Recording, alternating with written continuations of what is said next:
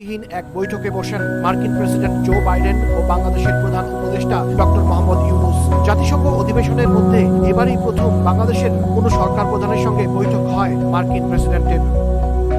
দুই নেতার একান্ত বৈঠকে প্রধান উপদেষ্টা ডক্টর মোহাম্মদ ইউনূস বিগত শেখ হাসিনা সরকারের নিপীড়নের বিরুদ্ধে ছাত্রছাত্রীদের সাহসী ভূমিকা ও আত্মত্যাগের কথা তুলে ধরেন। মার্কিন প্রেসিডেন্ট জো বাইডেনকে সংক্ষেপে জানান কিভাবে শিক্ষার্থীদের অভ্যুত্থানে অন্তর্বর্তী সরকার ক্ষমতা গ্রহণ করেছে এবং তিনি সরকার প্রধানের দায়িত্ব নিয়েছেন। অধ্যাপক ডক্টর ইউনূস বলেন, দেশ পুনর্গঠনে তার সরকারকে অবশ্যই সফল হতে হবে, আর এজন্য যুক্তরাষ্ট্রের সহযোগিতা প্রয়োজন। এ সময় ডক্টর মোহাম্মদ ইউনূসের নেতৃত্বাধীন অন্তর্বর্তী সরকারের প্রতি পূর্ণ সমর্থন ব্যক্ত করেন জো বাইডেন। বলেন, সব সহযোগিতা নিয়ে বাংলাদেশের পাশে থাকবে যুক্তরাষ্ট্র।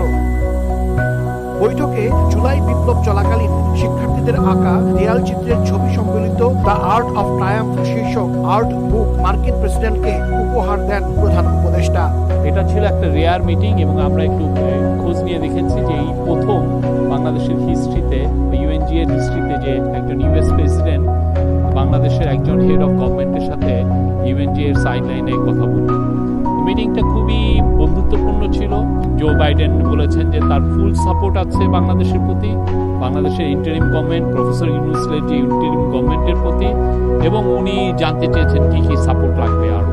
হ্যাঁ, উনি বলেছেন যে এই স্টুডেন্টরা যদি এত স্যাক্রিফাইস করতে পারে তাহলে আমরাও তো আরও অনেক কিছু করতে পারি বাংলাদেশের জন্য। এর আগে কানাডার প্রধানমন্ত্রী জাস্টিন ট্রুডোর সঙ্গেও বৈঠক করেন প্রধান উপদেষ্টা মোহাম্মদ ইউনূস। সংক্ষিপ্ত বৈঠকে বাংলাদেশ কানাডা সম্পর্ক জোরদারের বিষয়ে আলোচনা করেন দুই নেতা। সরকার প্রধান হিসেবে দায়িত্ব নেওয়ায় অধ্যাপক ইউনূসের প্রশংসা করেন ট্রুডো। এ সময় ডক্টর ইউনূস বলেন, বিগত সরকার নানাভাবে ধ্বংস করেছে বাংলাদেশের প্রতিষ্ঠানগুলো। বৈঠকে বাংলাদেশি শিক্ষার্থীদের কানাডায় আরো বেশি ভিসা দেওয়ার অনুরোধ জানান প্রধান উপদেষ্টা। এছাড়াও জাতিসংঘ সাধারণ অধিবেশনের ফাঁকে প্রধান উপদেষ্টার সঙ্গে সাক্ষাৎ করেন ইতালির প্রধানমন্ত্রী জর্জিয়া মেলোনি, ব্রাজিলের প্রেসিডেন্ট লুলা ডি সিলভা ও মরিশাসের প্রেসিডেন্ট পৃথ্বীরাজ সিং রূপন।